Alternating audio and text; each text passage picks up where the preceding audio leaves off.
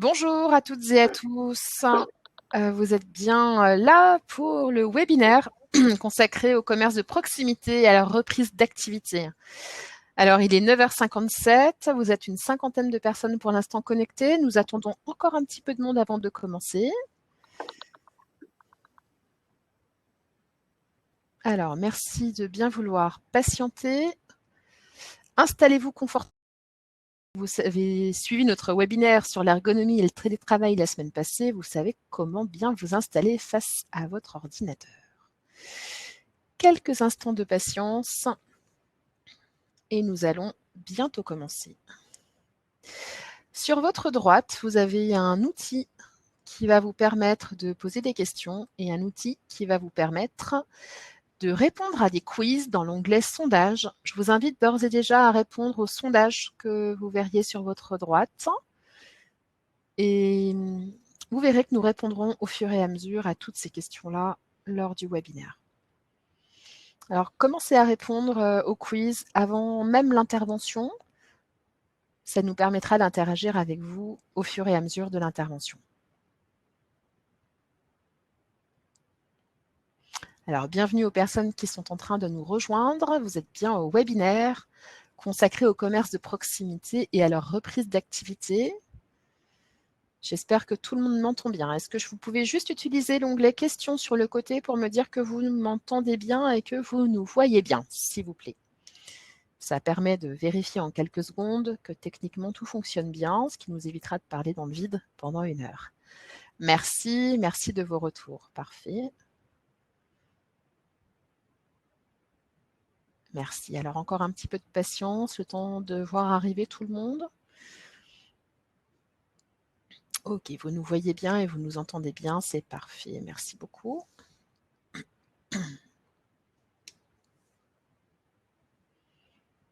Alors, en introduction, j'aurai l'occasion de le redire, le replay de ce webinaire ainsi que le support de présentation seront évidemment disponibles très rapidement, dès cet après-midi certainement, sur les sites que je vous indiquerai en fin de présentation.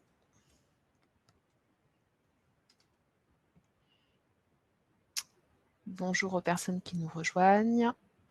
Pensez à répondre au quiz qui se trouve sur votre côté dans l'onglet sondage. Vous y trouverez une bonne dizaine de questions qui vont vous permettre de creuser un petit peu le sujet qui est le nôtre aujourd'hui et on répondra évidemment à ces questions. Nos experts répondront à ces questions durant le moment qui vient.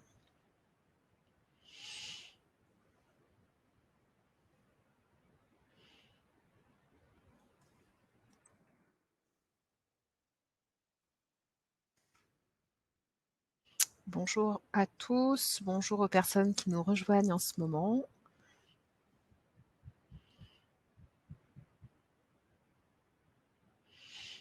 Nous allons bientôt commencer ce webinaire qui est consacré au commerce de proximité et à leur reprise d'activité qui a eu lieu évidemment il y a maintenant 1 semaine. Nous allons parler de tout ça avec vous, avec nos experts. Encore quelques instants d'attente. Alors Annie, le quiz se trouve dans l'onglet sondage qui se trouve sur votre droite à côté. Vous avez un onglet sondage et vous allez y trouver plusieurs questions auxquelles je vous invite à répondre. Voilà, pensez à répondre. Alors, il y a plusieurs questions, hein. Il y en a une bonne dizaine.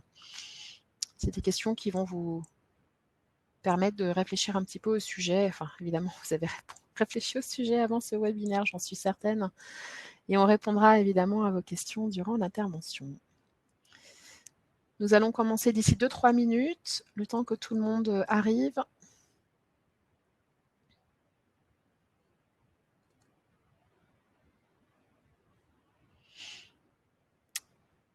Bonjour aux personnes qui sont en train d'arriver sur ce webinaire consacré au commerce de proximité. Vous êtes au bon endroit et c'est le sujet qui vous intéresse ce matin.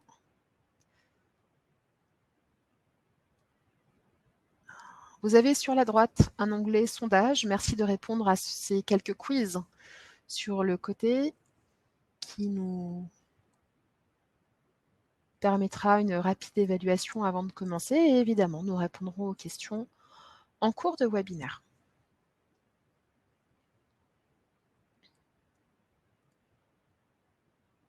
Alors, je vous propose d'attendre encore 2 petites minutes. On attend les 4-5 minutes réglementaires, le temps que tout le monde arrive. Pour commencer.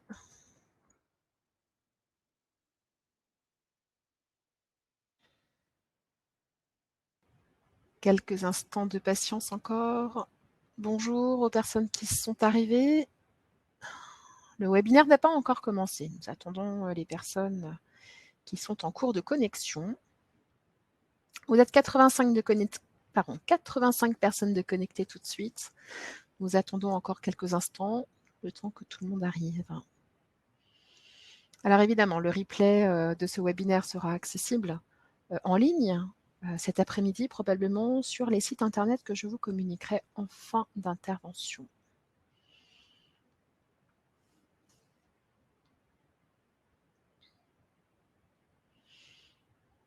Pensez à répondre aux questions que vous trouverez dans l'onglet « Sondage » sur votre droite de l'outil à côté des questions. Sondage que nous vous proposons en introduction de ce webinaire. Et puis, vous y trouverez également 3 questions à la fin pour évaluer le webinaire et savoir ce que vous allez en faire.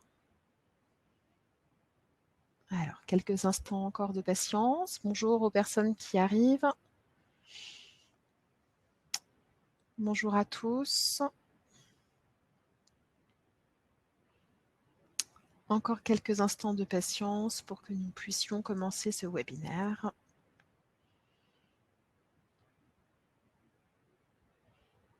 Consacré au commerce de proximité et à leur reprise d'activité. Pensez à, vous avez un onglet sondage sur la droite de l'outil à côté des questions. Je vous invite à répondre à la dizaine de questions qui se profilent ici. Si vous avez quelques instants avant qu'on démarre, vous pourrez également y répondre durant l'intervention, évidemment.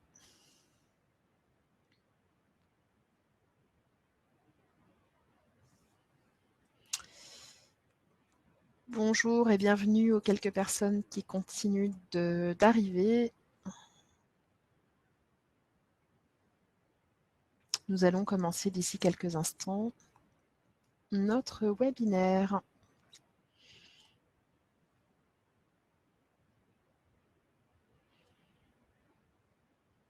Il est 10h04. Je vous propose... Alors, juste avant de commencer, pour répondre à la question de Hugues, vous pourrez poser les questions au fur et à mesure de l'intervention, par écrit comme ça, hein, comme vous l'avez fait là. Je vais vous expliquer tout ça dans les règles du jeu de départ. Écoutez, 10h05, c'est une bonne heure pour commencer. Alors, c'est parti. Bonjour à toutes et à tous. Alors, ce webinaire vous est proposé par GEST. GEST est l'association régionale qui réunit les services de santé au travail du Grand Est. Nous attendons aujourd'hui un peu plus de 110 personnes à ce premier webinaire qui est consacré à la reprise d'activité des commerces de proximité. Parmi vous, des entreprises adhérentes à l'un ou l'autre des services de santé au travail de la région, d'autres entreprises qui ne sont pas adhérentes, des partenaires, des institutionnels. Donc pas d'inquiétude, évidemment, les informations que nous allons vous donner aujourd'hui ne font pas de différence. Ce qui nous réunit aujourd'hui, ce sont les questions que nous nous posons et les réponses que nous vous apporterons. Les commerces ont dû fermer les portes de leurs boutiques du jour au lendemain, cela n'aura échappé à personne, sans perspective d'une date de reprise. Et lorsque le gouvernement a annoncé enfin une date de déconfinement, vous avez alors pu vous projeter dans un avenir proche. Vous avez dû adapter bon nombre de choses pour être en conformité avec les consignes sanitaires dont nous allons faire le tour ce matin. Je me présente, je suis Gaëlle Faure, responsable communication à Alsace Santé au Travail à Strasbourg. Ce matin, ce webinaire sera animé par Jean-Michel Wendling, médecin du travail à l'ACST à Strasbourg, Julie Besson, ingénieure prévention au SPST, service de santé au travail de Colmar. Et donc, ce seront notre pilote et notre commandant de bord pour ce vol. Pour ce qui est des questions, je vous propose de les envoyer par l'outil qui se trouve sur votre droite. Avec nous, un chef de cabine et une team. Cécilia Agostino, infirmière en santé au travail à Amter à Épernay, Sandrine Dispo, infirmière en santé au travail, et Dr Sébastien Mamby à EPSAT-Vosges sont dans les starting blocks pour répondre à vos questions au fur et à mesure de l'intervention. En fin de webinaire, je poserai vos questions à nos experts pour vous m'en faire le relais. Voici notre plan de vol pour cette heure passée ensemble. Nous ferons le point sur les mesures à mettre en œuvre pour assurer votre reprise en toute sécurité. Je vous propose de commencer. Dr Wendling, à vous de jouer. Merci. Est-ce que vous m'entendez bien? Parfait.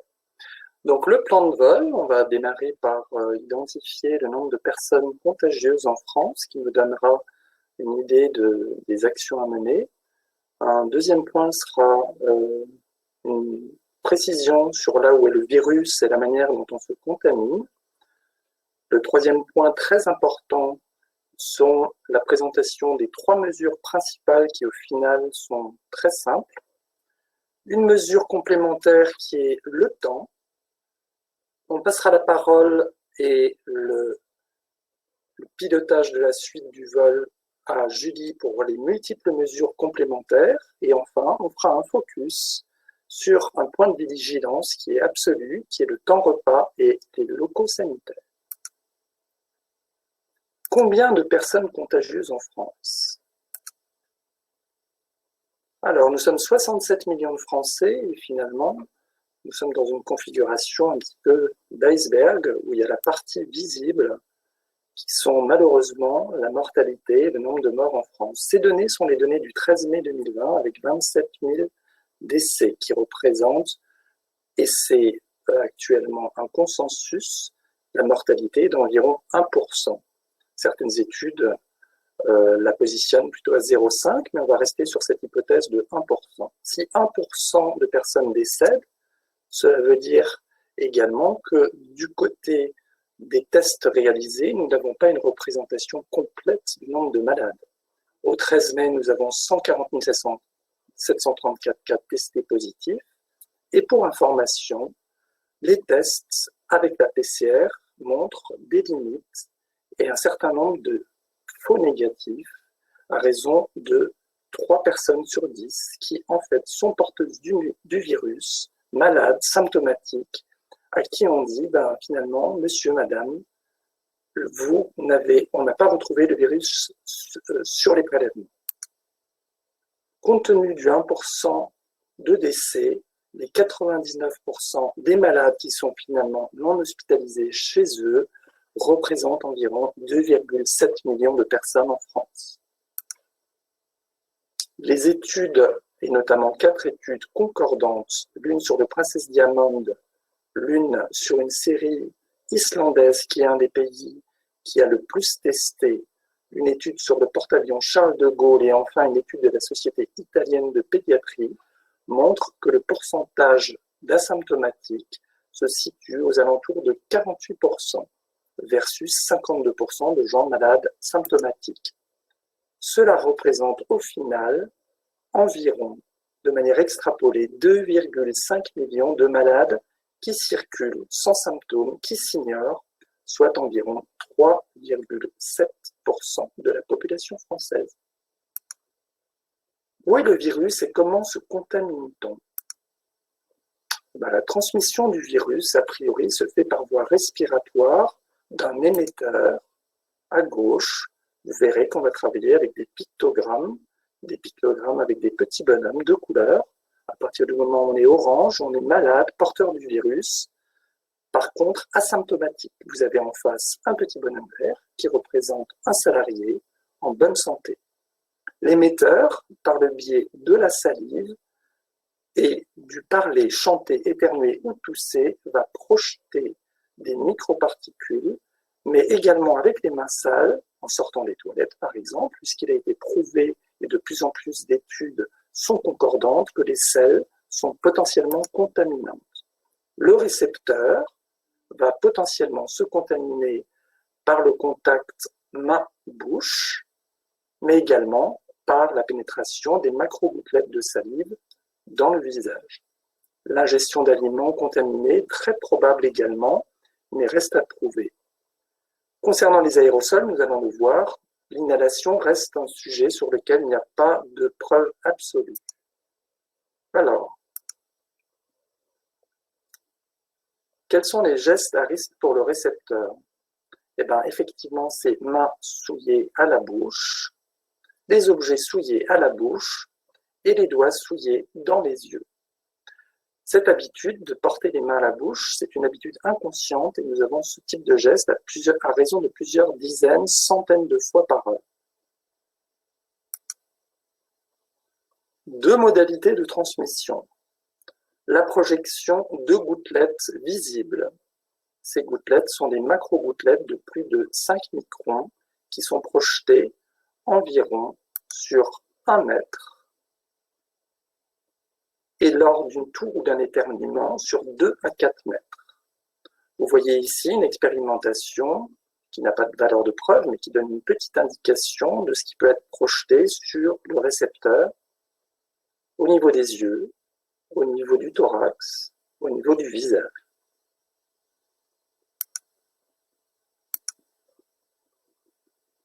En dehors des macro-gouttelettes de plus de 5 microns, nous avons également, lorsque nous parlons, une phase aérosol de micro-gouttelettes de moins de 5 microns qui vont, pour celles-ci, beaucoup plus loin, avec des distances de projection, on parlait d'environ 3 mètres et d'éternuer à 4-8 mètres.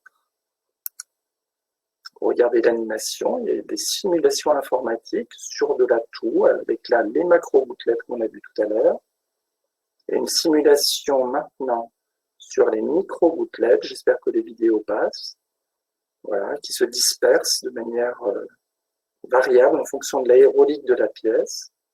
Le risque reste malgré tout hypothétique sur ces micro-gouttelettes.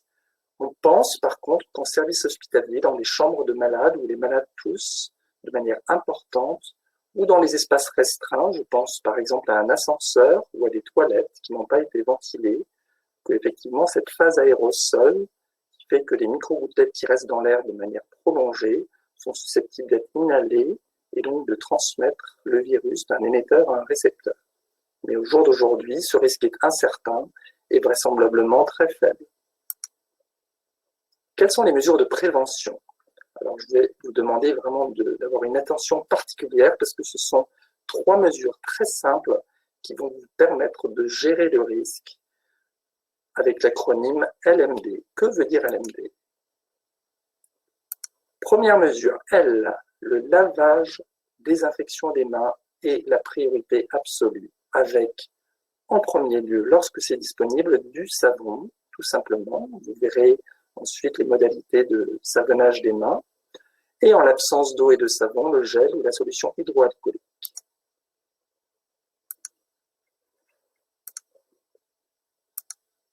Deuxième modalité, le M, c'est le port d'un masque ou d'un dispositif anti-projection de salive, et principalement sur les sources émettrices que sont les clients qui pénètrent dans vos commerces. L'idée étant d'informer vos clients de venir masquer. Effectivement, si on fait barrière à la projection de salive, on est sur de la réduction massive. Pour les salariés, il faut privilégier des masques de qualité AFNOR ou de référentiel EN 14683. LM et D. D, la distanciation physique, qui jusqu'alors était recommandée aux alentours de 1 mètre, que nous préconisons à 2 mètres suite aux avis des différentes instances et notamment du HCSP, le Haut Comité de Santé Publique. Alors, une information toute récente qui vient d'être publiée hier, 17 mai, met en évidence, avec 2 cages de hamsters, l'une comportant des animaux malades et l'autre comportant des animaux sains, qu'en mettant un ventilateur, il y avait transmission de la maladie, de la cage malade vers la cage sain. 2 tiers des hamsters tombent malades à l'issue de 3 semaines. Deuxième expérimentation, on place sur la cage des sains un masque chirurgical, en réalité un tissu qui correspond au masque chirurgical, et on est dans la protection de soi, c'est-à-dire que les individus verts se protègent d'un émetteur qui est la cage rouge. Résultat, on réduit le nombre de malades à 35%. Troisième expérience, la protection de l'émetteur. On met cette fois-ci un masque ou un tissu sur la cage émettrice et on se rend compte que seuls 15% des aliments récepteurs tombent malades. Le chercheur en conclut qu'il est très clair qu'utiliser les masques sur des sujets infectés est bien plus important que n'importe quoi d'autre. Projet, compte tenu de ces éléments, nous pourrions imaginer tester un dispositif qui actuellement est très utilisé, qui est l'écran facial, et on pourrait imaginer un protocole, cette fois-ci non pas en mettant un tissu, mais un film équivalent d'un écran facial, à la fois au niveau de la cage émettrice ou réceptrice, pour voir ce que donnerait la transmission sur les animaux sains.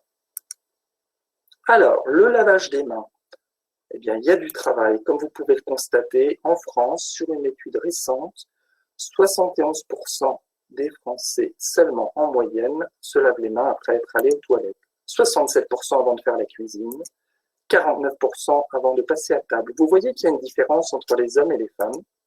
Merci mesdames. Et que par analogie, 54% des hommes sont des malades. Y a-t-il un lien?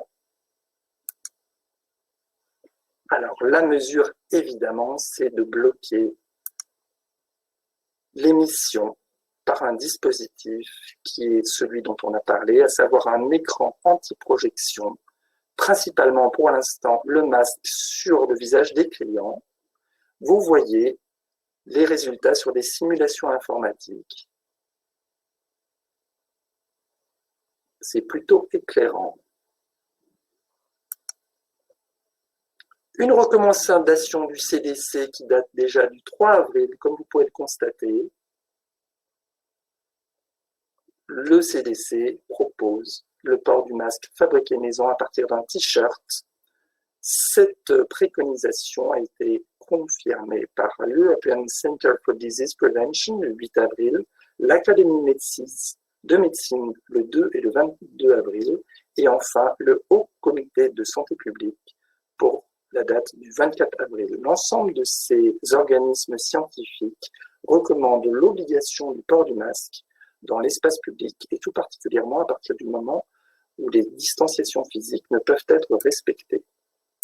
Ces distanciations physiques, j'en ai déjà parlé, nous les recommandons à 2 mètres, principalement entre clients et salariés, bien entendu, puisque c'est la protection du salarié qui nous intéresse aujourd'hui en tant que préventeur. Sur un plan santé publique, évidemment, il est intéressant que cette distanciation physique soit également recommandée sur les clients entre eux. Et enfin, nous allons faire un focus particulier sur le risque salarié-salarié, puisque comme je vous l'ai dit, essentiellement porteur, avec un focus tout à la fin sur le temps repas. Une arme supplémentaire est le temps. Nous avons un virus de taille très petite qui fait 0,1 micron.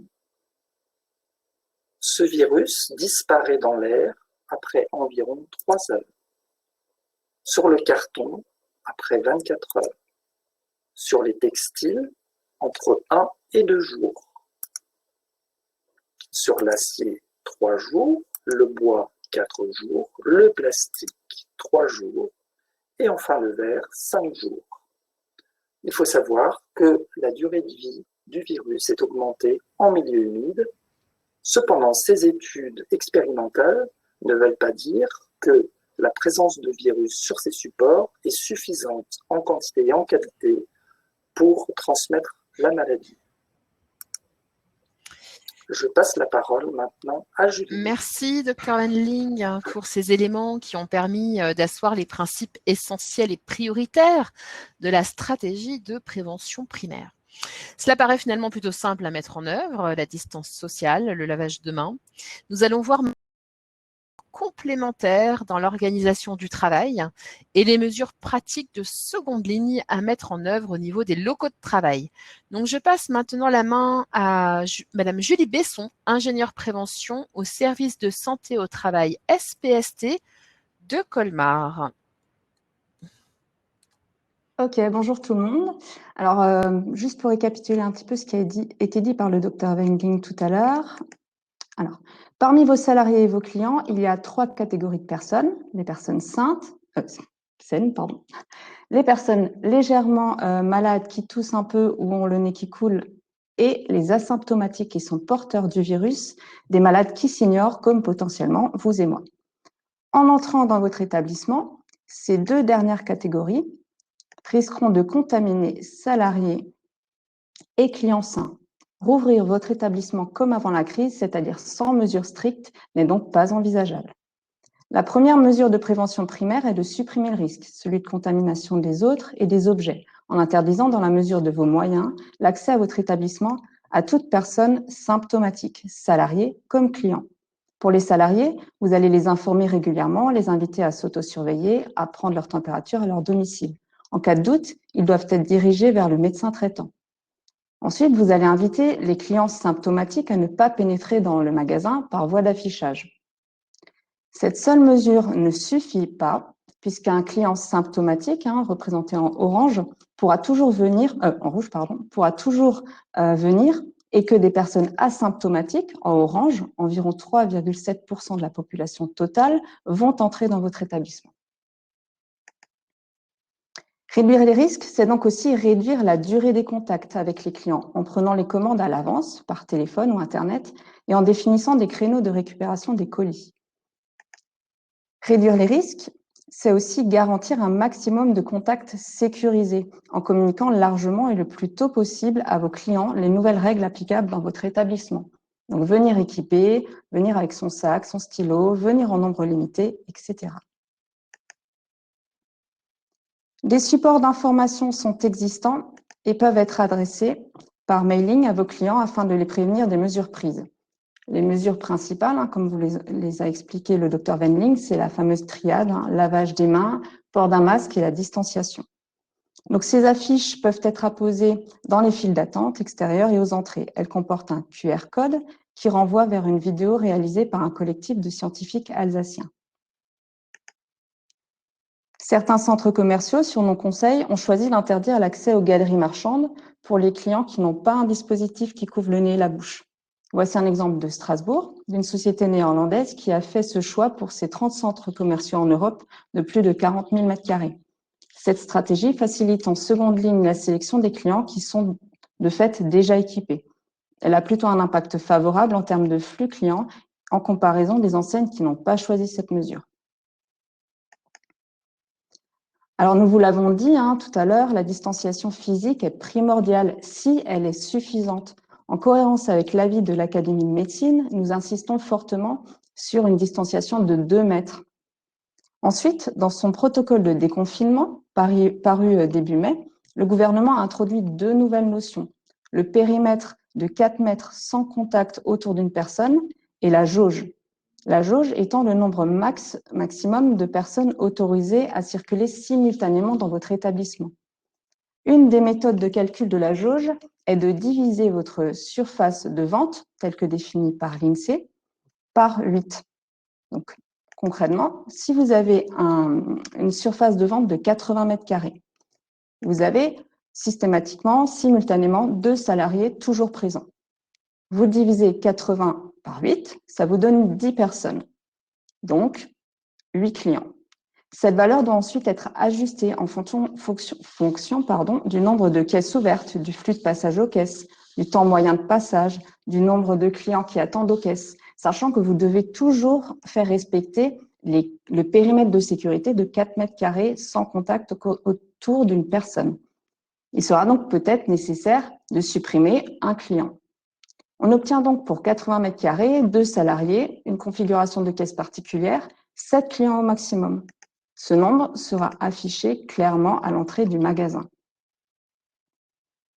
Dans les diapos suivantes, nous suivons le circuit emprunté par vos clients en décrivant les aménagements et les mesures de prévention à mettre en place, dans l'idéal bien sûr.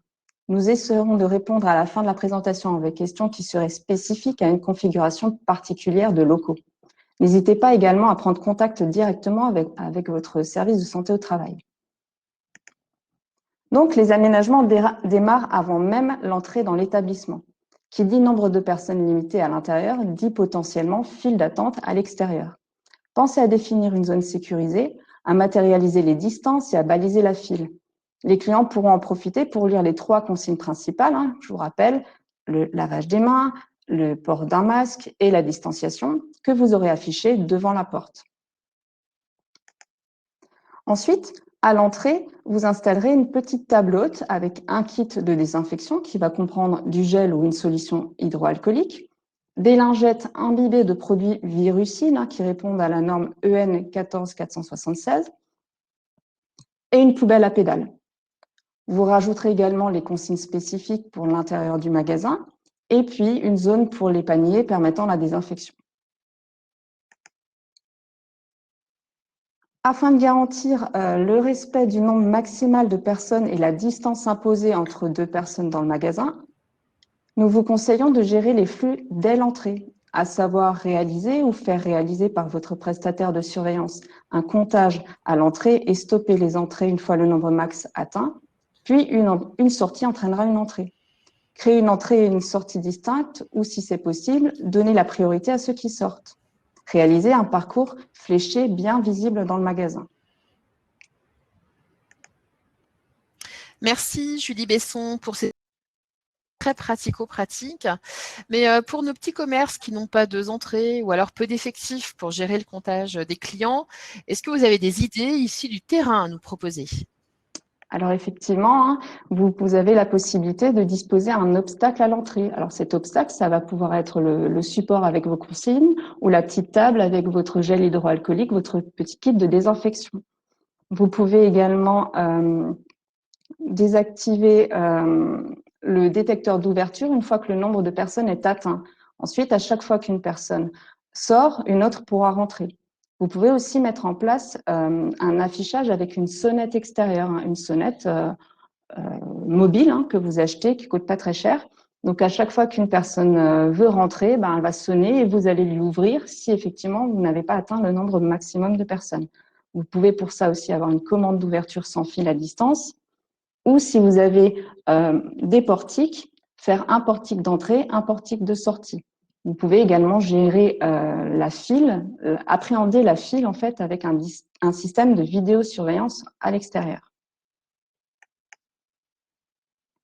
Ensuite, il va falloir sécuriser la vente. Alors pour ça, le premier point, comme vous l'a aussi expliqué le docteur Wendling tout à l'heure, il faut doter vos salariés d'équipements de protection.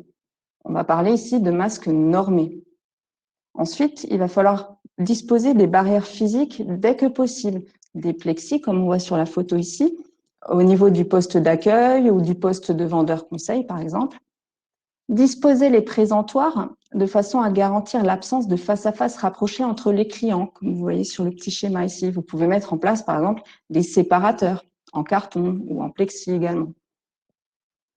Pour les contacts rapprochés qui sont incontournables, on pense ici à une couturière qui va prendre des mesures, une vendeuse de robes de mariée qui va se rapprocher, qui va aider la future mariée à enfiler les vêtements. Vous pouvez rajouter en complément le port de la visière. Ensuite, pour l'aménagement à proprement dit de l'espace de vente, pensez à supprimer tous les objets inutiles. Magazines, jouets, stylos, déco. Ensuite, vous limitez le nombre d'articles en rayon pour faciliter l'accès et éviter que le client aille chercher le 3e carton derrière tous les autres et qui touche en fait tous les cartons. Ne laissez l'accès qu'à une cabine sur 2, ou vous pouvez également alterner les cabines, c'est-à-dire en ouvrir une le lundi et l'autre le mardi, etc. Donc, vous laisserez en fait le temps faire pour que le virus disparaisse sur toutes les surfaces qui ont été touchées. Ensuite, vous pouvez envisager l'achat sans essai, comme sur Internet. S'il y a quand même essai, pensez à mettre l'article en quarantaine. Alors, quarantaine veut dire, si possible, 24 heures au minimum. Au mieux, pour les vêtements, ça va être 48 heures. Vous pouvez revoir aussi la politique d'échange des produits, donc laisser plus de temps pour que les clients puissent ramener leurs produits et demander aux clients de déposer les produits dans un lieu prévu à cet effet. Vous nettoierez ensuite le produit ou pareil, vous le mettrez en quarantaine. La priorité étant la quarantaine. Alors bien sûr, vos salariés ne doivent rien porter à la bouche. On pense encore une fois aux aiguilles de la couturière, hein. Il peut y avoir d'autres exemples. Et toujours essayer de respecter la distanciation dès que possible. Un client qui vous aborde pour vous demander un conseil, il faut que le client, en fait, enfin le salarié, garde la distance. Ensuite, pour l'aménagement, pensez à mettre des kits de désinfection et des consignes dans la zone d'essayage ou dans d'autres zones que vous trouverez pertinentes. Et pensez bien à créer votre zone de quarantaine à côté de la zone d'essayage avec un portant et un bac et une zone de quarantaine également pour la dépose des retours. Alors là, une petite spécificité pour les magasins d'optique. Alors, je vous rappelle que sur le plastique, le virus vit longtemps et que les lunettes sont manipulées près du visage du salarié sur des réparations de précision. Donc, pour les magasins d'optique, nous vous recommandons fortement de doter les salariés de masques normés et de visières en complément, donc des visières normées EN 166, de mettre à disposition en fait des kits sanitaires sur plusieurs endroits, de faire essayer les lunettes données par le vendeur, puis les positionner dans un bac de quarantaine. Et ensuite, la petite astuce ici, c'est de mettre une patère pour la suspension du masque du client pour essai des lunettes si nécessaire. Encore pour les magasins d'optique, il faut penser à nettoyer les lunettes, donc qui sont pour la plupart en plastique, avec par exemple des enceintes UV ou par trempage dans de l'eau savonneuse puis séchage. Équiper également la lampe à fente et le réfractomètre d'écrans adaptés en plexiglas, comme on peut un petit peu voir par ici. Voilà. Ensuite, on passe à la caisse. Alors, il va falloir penser à la caisse à marquer au sol l'interdistance, au minimum 1 mètre, 2 si c'est possible, entre chaque client. Profitez-en pour afficher comme ici des consignes spécifiques pour la caisse, s'il y en a. Pensez également à mettre la barrière transparente derrière l'écran, comme on voit ici. Alors, cette barrière, en partant du sol, doit monter jusqu'à 2 mètres de haut et faire au minimum 1 mètre, voire 1,50 m de large avec une fente. Prévoyez également un kit de désinfection pour le salarié et pour le client éventuellement. Pensez aussi au TPE avec lecteur CB, client séparé. Pour votre zone de retrait des commandes, ce sera plus ou moins le même aménagement. Toujours pour les encaissements, vous pouvez également, si vos caisses sont trop rapprochées, n'ouvrir qu'une caisse sur 2 ou, si ce n'est pas possible, mettre un écran transparent, mais là, dans le sens de la longueur, c'est-à-dire entre vos salariés et entre les 2 fils. Ensuite, pensez à réduire le nombre d'objets main à main, par exemple en demandant au client de présenter le code barre plutôt que de se passer l'article.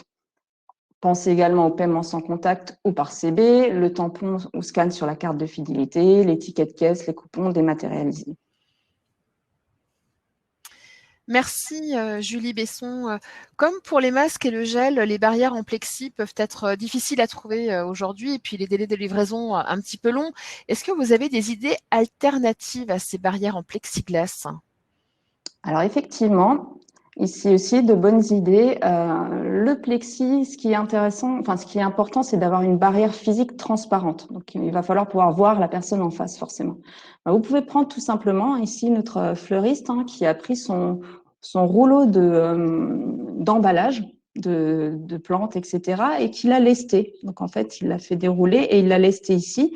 Pareil ici, un film avec 4 tréteaux. Et voilà, on fait une barrière facile du do it yourself qui ne coûte pas très cher.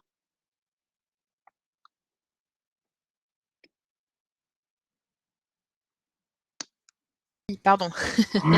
Faut-il prendre des éditions particulières lors des livraisons en magasin? Alors oui, effectivement. Alors même si ces opérations ne sont pas forcément journalières, il va falloir prendre des précautions, les planifier, les livraisons, en dehors des horaires d'ouverture aux clients pour réduire l'encombrement des allées, délimiter une zone de livraison. Et si vous avez la possibilité, mettre votre livraison en quarantaine, toujours pareil, 24 heures au minimum, 48 heures, c'est vraiment l'idéal. Et mettez en place également des bons de livraison dématérialisés.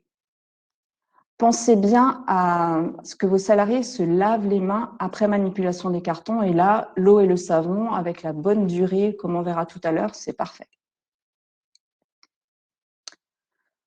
Ensuite, un petit focus sur l'aération des bureaux et les locaux sociaux. Certains locaux ont une taille restreinte, hein, sans avoir forcément de VMC. Donc, dans ces locaux-là, pensez, alors c'est obligatoire, hein, c'est écrit dans le protocole de déconfinement, pensez à ouvrir les portes et les fenêtres au minimum 3 fois par jour pendant 15 minutes pour renouveler en air neuf.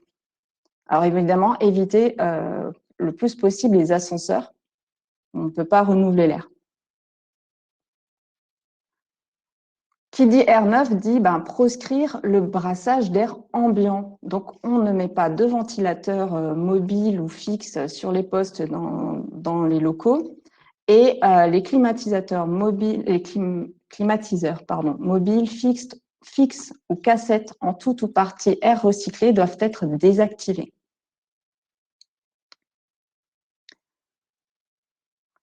Pour les locaux équipés de VMC, vérifiez bien le fonctionnement de l'installation, hein. La petite astuce toute bête, hein, c'est la feuille de papier posée à plat sur la bouche d'extraction. Vérifiez bien qu'aucune entrée d'air ne soit obstruée, ni aucune bouche d'extraction. Alors, vous avez le droit de mettre la clim. Par contre, il est impératif de fermer les registres d'air recyclé des unités de traitement. Tout doit être en 100% air neuf.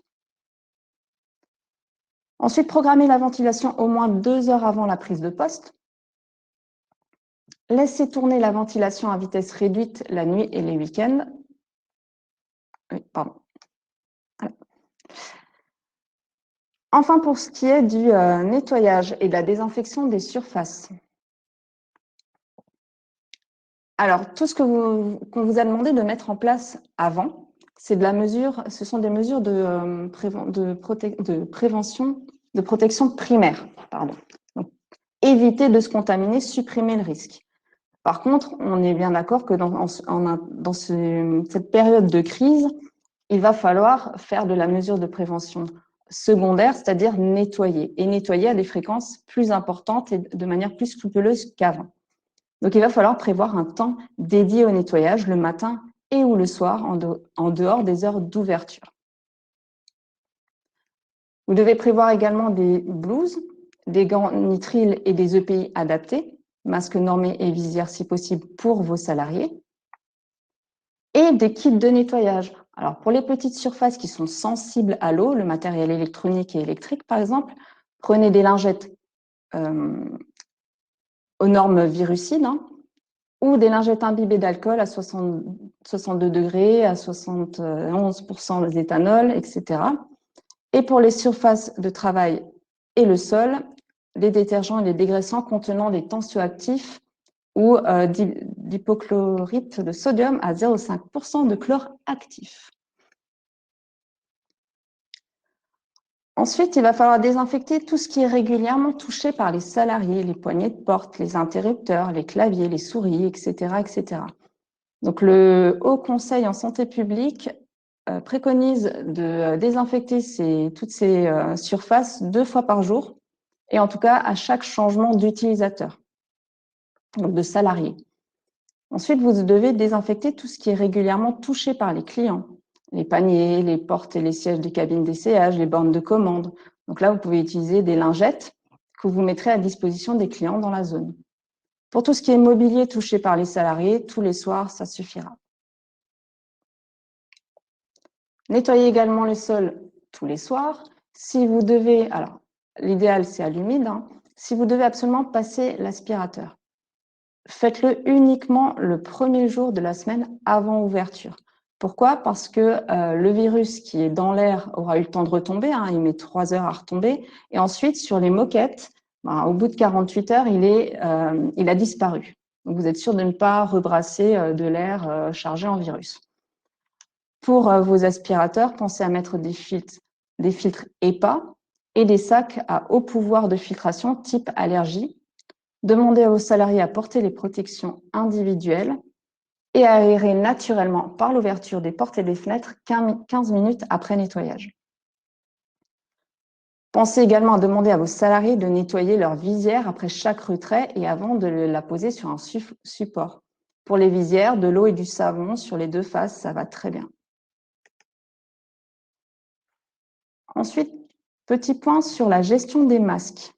Alors, petit avantage des masques lavables normés, c'est qu'ils génèrent moins de déchets, donc moins de manipulation, de produits potentiellement souillés, etc. Ce qui est important surtout, c'est que vous devez fournir des kits en nombre suffisant pour la journée, pour la semaine. Votre salarié ne doit pas travailler sans protection. Il est également nécessaire de jeter son masque jetable à la poubelle dès qu'il est humide. Donc, dès qu'on a éternué dans un masque, on doit le jeter. Pour les masques chirurgicaux, on les jette au bout de 4 heures d'utilisation. Et pour les masques FFP, c'est après 8 heures d'utilisation. Lorsque vous avez porté un masque sur une courte durée, vous pouvez le suspendre à une patère individuelle sans toucher la face interne et le remettre après la pause, par exemple. Pour les masques lavables, il faut les changer toutes les 4 heures. La gestion des déchets, vous devez mettre à disposition dans toutes les zones où vous générez des déchets, des poubelles à pédales. Alors attention à la possibilité d'appel d'air quand vous ouvrez ou vous fermez la pédale. Vous devez mettre à disposition des sacs plastiques solides avec liens intégrés coulissants qui sont réservés aux masques, aux lingettes, etc. Lorsque le sac est plein, vous placez le sac dans un deuxième sac plastique pour ordures ménagères ayant les mêmes caractéristiques. Vous fermez le sac et vous stockez le sac dans la réserve pendant 24 heures. Alors attention, toutes ces opérations doivent être faites en gardant ces équipements anti-postillons. Donc le masque, la visière. Et surtout, on ne garde pas la tête au-dessus du sac quand on le ferme. Ensuite, l'hygiène des mains. Alors privilégiez le lavage des mains à l'eau et au savon. C'est nettement moins irritant, agressif que le gel hydroalcoolique. Ensuite, il faut se laver les mains, se désinfecter les mains de manière scrupuleuse pendant au minimum 30 secondes en frottant bien toutes les parties des mains, les doigts, jusqu'au poignet. Se laver les mains, c'est en arrivant au travail, avant de mettre ses protections, ses masques, visières, et après les avoir retirés, avant et après être allé aux toilettes, avant et après la pause, quelle qu'elle soit, pause cigarette ou pause repas, après le nettoyage des locaux, avant de partir du travail et enfin en rentrant chez soi. Ici, vous avez une petite astuce pour vous laver les mains, enfin surtout pour la partie robinet, puisque quand vous allez ouvrir votre robinet pour faire couler l'eau, vos mains ne seront pas encore propres. Donc, lavez les robinets en même temps que les mains. Je mets du savon sur mes mains, je frotte les mains, je frotte le robinet. Ensuite, je me rince les mains et je rince les robinets. Et je peux fermer les robinets sans me recontaminer. Merci Julie Besson pour toutes ces informations. Dr Van Link devrait prendre la suite. Évidemment, en live, il arrive toujours des imprévus. Donc, coupure de réseau, perte de notre intervenant. Alors, ce que je vous propose, en attendant quelques instants pour voir s'il arrive, Julie, c'est de répondre à quelques questions de nos participants. Alors, j'ai une question de Myriam qui demande s'il est possible de faire visiter un bien immobilier avec des particuliers.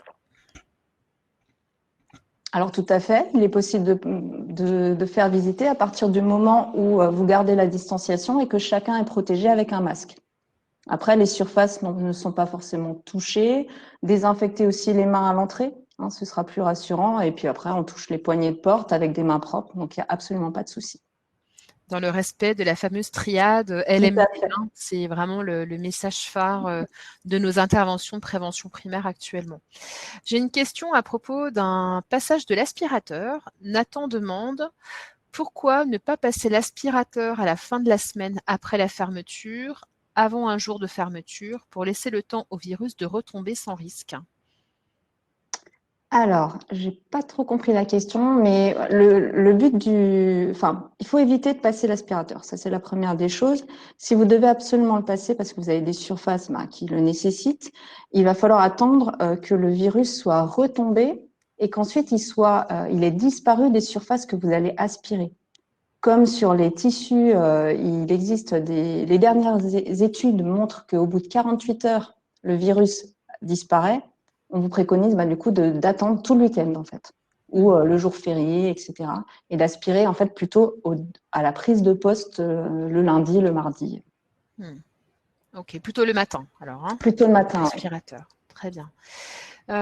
J'ai une question à propos du port du masque.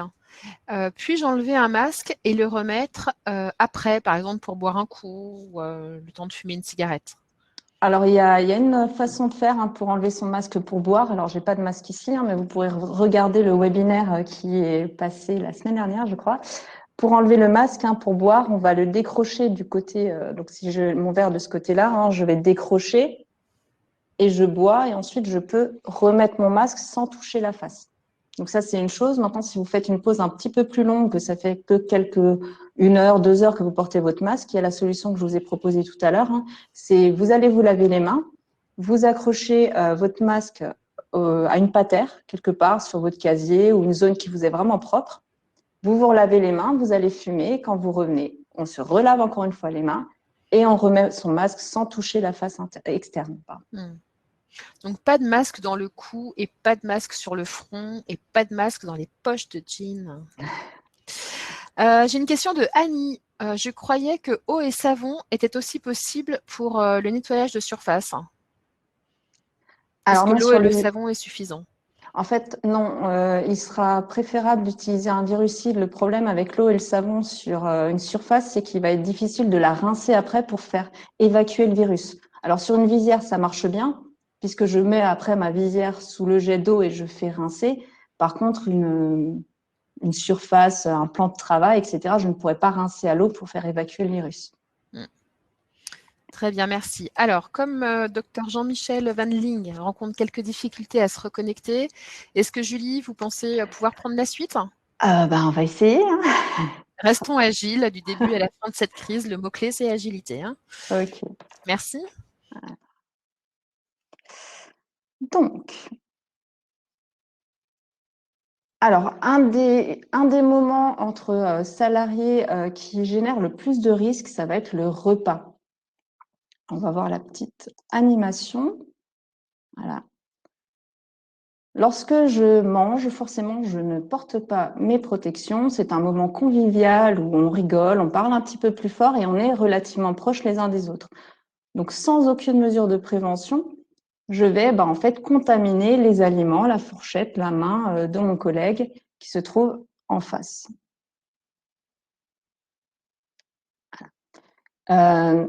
Si je mets en place une protection, donc j'ai bien la distanciation, je mets en place une protection en plexi ou en do it yourself, comme je vous ai proposé tout à l'heure. On va avoir le même principe. Ma salariée va postillonner sans le vouloir vers sa collègue, mais tout va être arrêté par le plexiglas. Alors, il va être très important dans les cuisines de gérer en fait l'afflux. Donc, comment est-ce qu'on gère les flux? Proposez, si possible, à vos salariés de prendre le repas à l'extérieur. Donc là, on supprime complètement le risque. Si vous devez maintenir des repas à l'intérieur, dans la salle de repas, prévoyez un planning en fonction du nombre de personnes que vous allez avoir. Vous devez déterminer un nombre maximum de personnes puisqu'il ne faut jamais avoir la configuration comme vous avez ici, avec une table et 4 personnes qui mangent ensemble et puis une table avec des personnes qui se font face. Donc, pas de face à table et distance supérieure à 2 mètres. Dans ce cas-là, vous allez retirer toutes les chaises entre guillemets superflues. 2 personnes maximum dans la cuisine égale 2 chaises disponibles dans la cuisine. Ensuite, vos salariés ne doivent pas toucher directement les surfaces ou alors désinfecter les surfaces manipulées. Il y a la petite astuce aussi de la petite serviette en papier ou du petit mouchoir en papier qu'on va mettre à disposition à proximité du frigo, de la poignée de porte du micro-ondes. Donc, au lieu de toucher directement avec mes mains, moi, je vais prendre ce petit mouchoir, j'ouvre la poignée et je jette ensuite le mouchoir à la poubelle. La vaisselle individuelle, elle est priorisée et elle doit être rangée ou emportée, hein, pas comme sur la photo de tout à l'heure, j'ai passé un petit peu vite. Dans votre cuisine, hein, vous devez absolument avoir à disposition du savon, des sèche-mains en papier et des poubelles à pédales. Merci Julie. Alors, Oui. Dr Manling est de retour. Okay. Je lui propose de reprendre le cours de son intervention. Merci Julie. Merci. Eh ben, c'est pratique. Dans un avion, quand on sort de la cabine, finalement, le pilote continue et c'est nickel. Merci Julie. Donc on va passer effectivement au lieu de vie, et notamment au lieu de vie étant repas. Et ça a été discuté, excusez-moi. Donc là, on est au sanitaire. Voilà, je reprends la main. Donc les sanitaires doivent être réservés au personnel, c'est une de nos recommandations. Il est également recommandé, comme on vous l'a dit tout à l'heure, d'éviter d'utiliser tout système de séchage des mains automatique soufflant pour éviter de brasser de l'air inutilement, de retirer plutôt les serviettes en tissu et de les remplacer par de l'usage unique avec le kit dont on a déjà parlé, des lingettes désinfectantes, une poubelle à pédales pour les déchets, et la proposition et la recommandation d'aérer très régulièrement en ouvrant les fenêtres de manière à renouveler l'air. Enfin, de bien afficher les consignes dans les sanitaires. Concernant les vestiaires, il est recommandé de limiter le nombre de personnes présentes simultanément en affichant cela clairement, d'espacer éventuellement les casiers, de mettre hors service, comme on l'a dit, les systèmes de séchage de mains automatique, et toujours pareil, savon, sèche-main, papier, poubelle à pédales. On pourra mettre un petit crochet sur la porte intérieure du casier de manière à suspendre son masque ou sa visière le temps d'une pause café, de manière à ce que effectivement cet équipement soit bien dans un environnement qui est le sien. Si, alors je vais redonner la parole à Julie. Alors on préconise beaucoup de choses pour les entreprises qui sont souvent de petite taille. Est-ce qu'il y a des aides financières spécifiques pour les TPE? Je vous remets le micro, on est bon. Oui, effectivement. Alors, ça vient de sortir, hein. À partir d'aujourd'hui, la CARSAT met en place une nouvelle subvention, hein, qui s'appelle Prévention Covid. Elle est destinée aux entreprises de 1 à 49 salariés et aux travailleurs indépendants sans salariés qui dépendent du régime général. Elle concerne les achats ou locations réalisés du 14 mars au 31 juillet 2020. Ça concerne donc les équipements et installations qui permettent de respecter les mesures barrières et la distanciation, les équipements et les installations qui permettent la mise en place de mesures d'hygiène et de nettoyage. Il va falloir avoir investi au minimum 1 000 € ou 500 pour les travailleurs indépendants sans salariés et jusqu'à 5 000 €. La subvention, elle est à hauteur de 50% de l'investissement hors taxe, plafonné à 5 000 €. Vous pourrez trouver les formulaires à télécharger sur Internet, sur le petit lien qu'on vous a mis en dessous. Merci Julie. Alors, ce webinaire arrive à sa fin.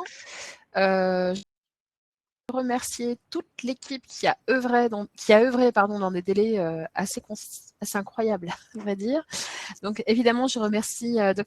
Manling, je remercie Julie Besson, qui ont bossé jour et nuit presque pour monter ce webinaire. Je remercie aussi Dr Mambi de l'EPSA de Vosges, je remercie Cécilia Agostino de l'AMTER à Épernay et je remercie Sandrine Dispo, infirmière à l'EPSA de Vosges. C'est un travail de plusieurs services de santé au travail. Pour nous, c'est une première et on est ravis d'avoir relevé le challenge.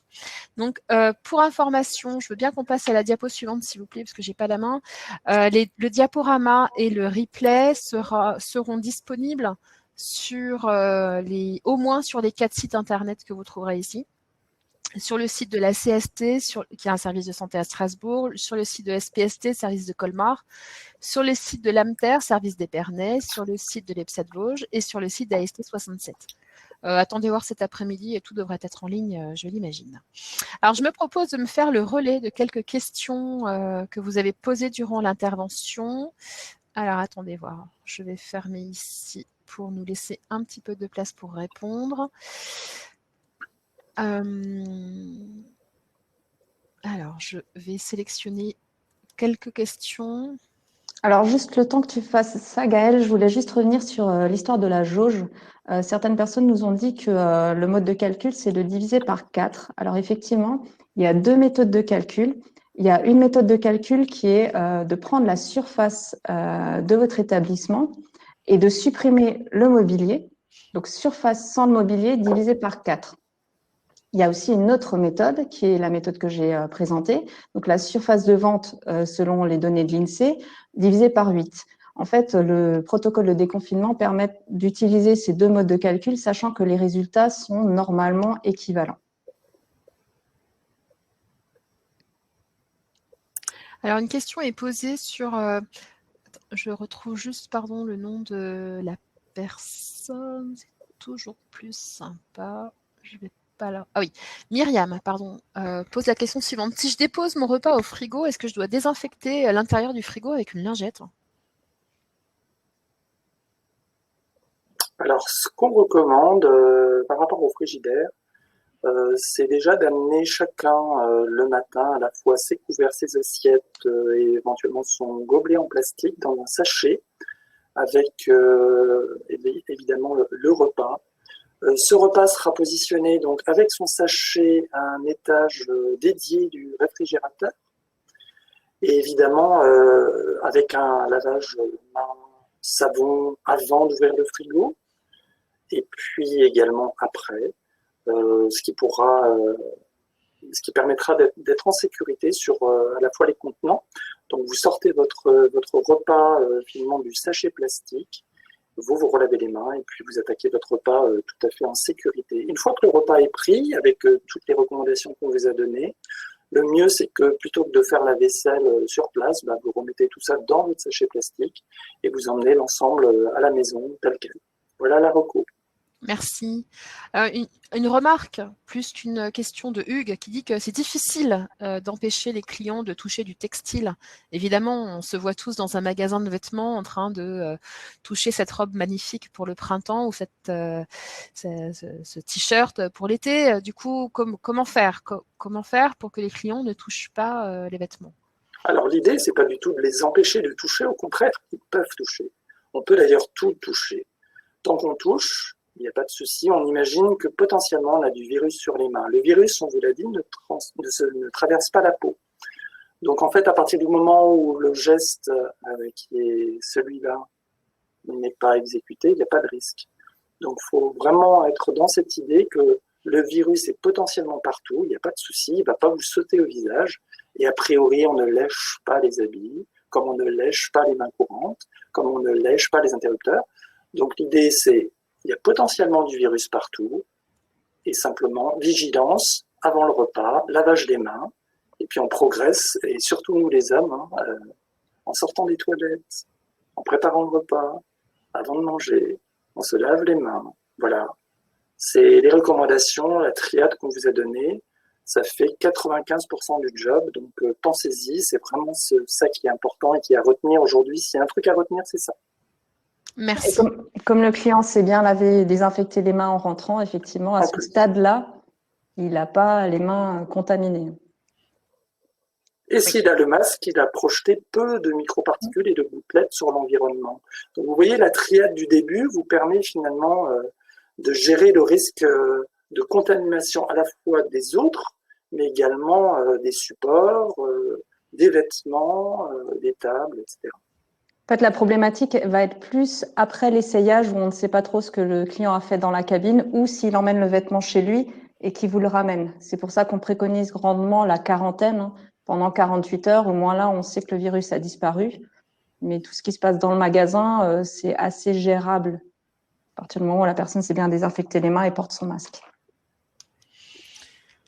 Eh bien, merci Dr Wendling, merci Julie Besson, merci à l'ACST de Strasbourg, merci à SPST de Colmar, merci à l'EPSA de Vosges, merci à l'AMTER d'Épernay et puis merci à ST67 pour ce webinaire. Merci à tous les participants pour votre participation à ce premier webinaire GEST et merci pour vos questions. J'espère que nous avons répondu à la plupart d'entre elles, oui.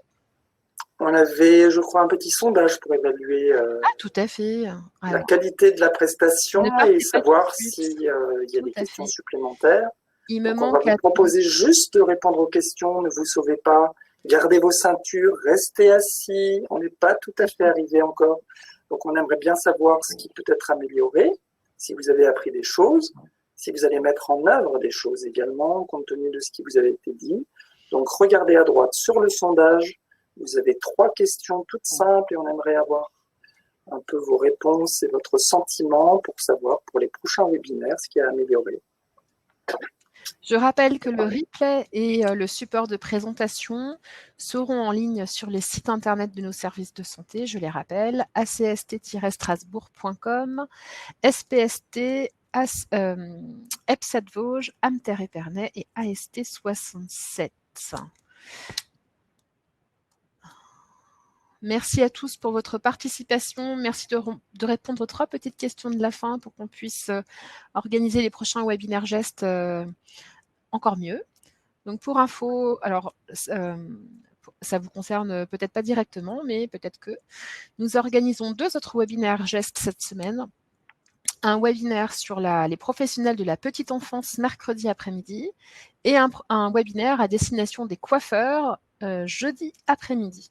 Voilà, ça c'est pour l'actualité de GEST, l'Association régionale des services de santé au travail du Grand Est. Merci à tous, merci pour votre participation ce matin. Portez-vous bien, soyez prudents et attention, portez un masque, distance sociale. Se laver les mains. Se laver les mains. Bonne journée à tous, merci encore. Merci. Au revoir.